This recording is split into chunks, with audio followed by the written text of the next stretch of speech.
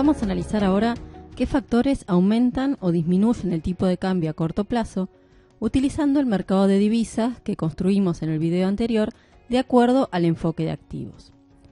Vamos a ver, por ejemplo, qué pasa si aumenta la tasa de interés en Argentina al 35%.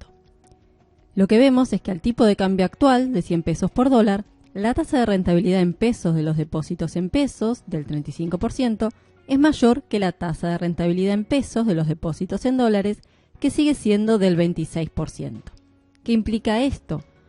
Que los inversores van a querer constituir más activos o más depósitos en pesos, van a disminuir su demanda de dólares para aumentar su demanda de pesos argentinos y con eso va a disminuir el tipo de cambio actual.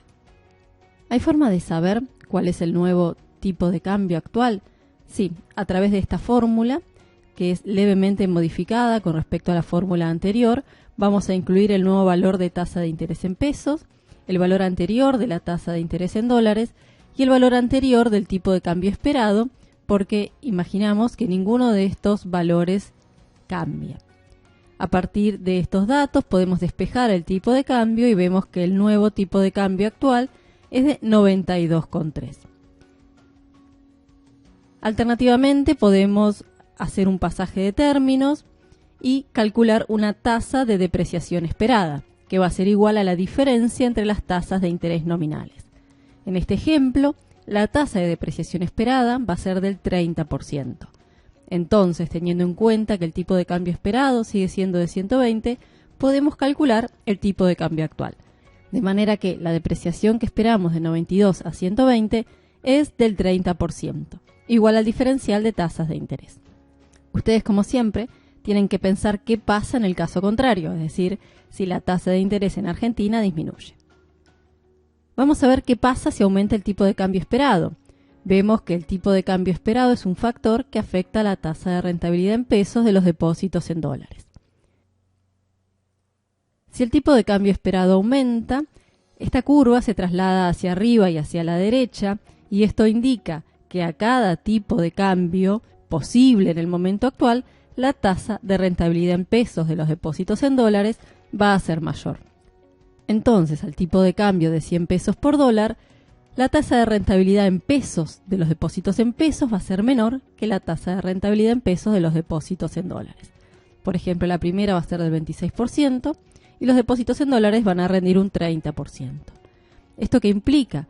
Que va a aumentar la demanda de activos nominados en dólares y, consecuentemente, va a aumentar la demanda de dólares necesarios para adquirir estos activos. Este aumento en la demanda de dólares va a hacer aumentar el tipo de cambio actual. Les dejo a ustedes para que piensen y calculen cuál va a ser el nuevo valor del tipo de cambio actual o, en otras palabras, cuál va a ser la tasa de depreciación esperada. Vamos a ver esto mismo con el esquema anterior. Imaginemos que alguna de las expectativas con relación al tipo de cambio se modifica. Por ejemplo, cualquiera de estas que están mencionadas en rojo. De manera que los agentes esperan que el tipo de cambio esperado en un año sea de 130 pesos por dólar en lugar de 120. ¿Qué va a pasar? Vemos que todo funciona exactamente igual hasta dentro de un año, cuando esperamos que los 105 dólares del depósito se transformen en más pesos que antes. Este cambio en las expectativas va a aumentar la demanda de dólares hoy y va a aumentar el tipo de cambio hoy. En otras palabras, todo factor de largo plazo que provoque que el tipo de cambio esperado del peso en el futuro aumente, hará que efectivamente el tipo de cambio aumente hoy o que el peso se deprecie hoy. Y por último, vamos a ver qué pasa si aumenta la tasa de interés de los activos en dólares. De nuevo, esto es un factor que determina la tasa de rentabilidad en pesos de los depósitos en dólares, y un aumento de esta tasa de interés nominal va a hacer que esta curva se traslade hacia arriba o hacia la derecha. Exactamente igual que fuimos razonando en el caso anterior, vemos que al tipo de cambio de 100, la tasa de rentabilidad en pesos de los depósitos en dólares va a ser mayor a la tasa de rentabilidad de los depósitos en pesos, y eso va a hacer que el tipo de cambio actual aumente. Les queda a ustedes para pensar cuál es el nuevo valor del tipo de cambio actual si la tasa de interés en dólares aumenta del 5 al 8%, y cuál es la tasa de depreciación esperada. Vamos a analizar ahora el riesgo, ya que es un factor muy relevante en nuestro país. ¿Cómo juega el riesgo en la condición de paridad de intereses? Dijimos que un activo que es más riesgoso tiene que proporcionar una mayor tasa de rentabilidad para incentivar a los inversores a comprarlo, ya que a igual tasa de rentabilidad esperada, los inversores van a querer adquirir los activos de menor riesgo.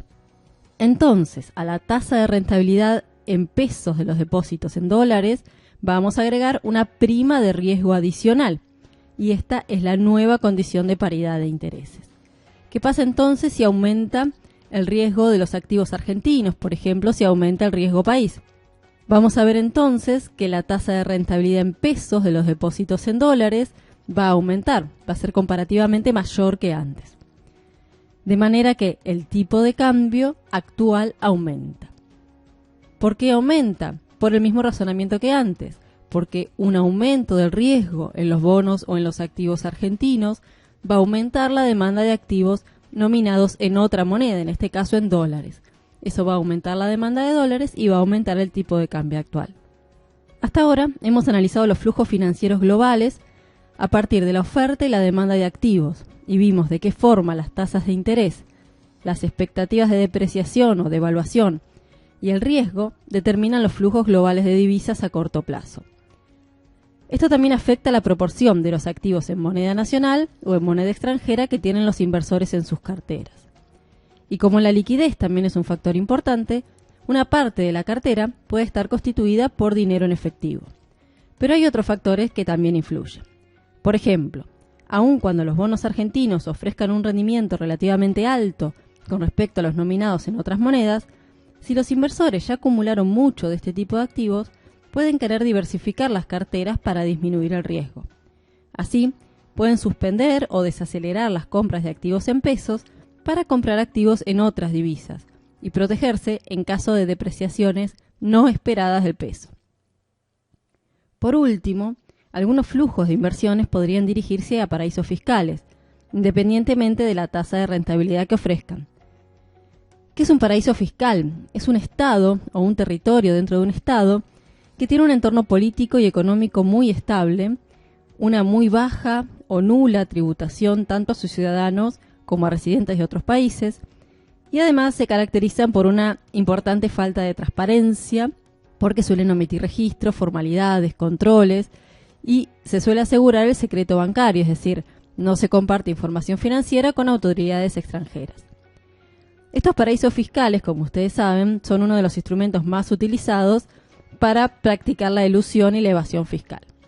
Y si bien no hay una definición única a nivel mundial, y cada organismo o cada país considera paraísos fiscales a territorios diferentes, de acuerdo a la clasificación que hace el FMI, se pueden considerar paraísos fiscales a muchos países, como por ejemplo Singapur, Suiza, Costa Rica, Hong Kong y muchos otros.